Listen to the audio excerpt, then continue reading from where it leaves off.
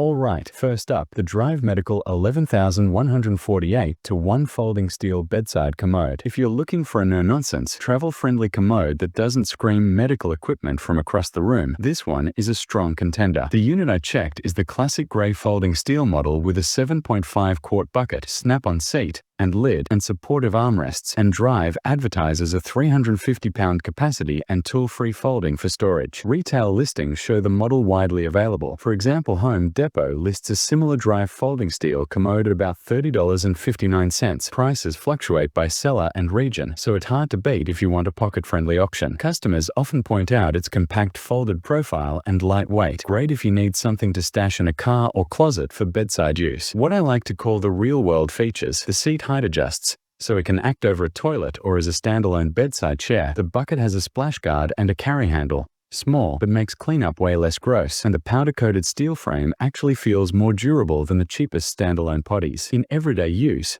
reviewers say it's comfortable enough for recovery from surgery or temporary mobility limitations. The arms help with balance and transfers. On the flip side, the plastic seat and lid are basic. They won't win any design awards, and some users want a padded seat or removable backrest for longer-term use. There are also occasional notes about wobble if you don't lock the folding legs fully, so assembly and proper seat height pinning matters. Pros: lightweight, super affordable, tool-free, and versatile. Works as bedside commode, raised seat, or portable potty for camping. Cons: basic plastic seat, not ideal for long-term comfort without add-ons, and a few users want a little more sturdiness at the highest heights. Overall, if you need a dependable, inexpensive bedside commode that folds compactly and won't stress the wallet, this is an easy recommendation. And yes, we share by links in the description box so you can grab the exact listing I looked at.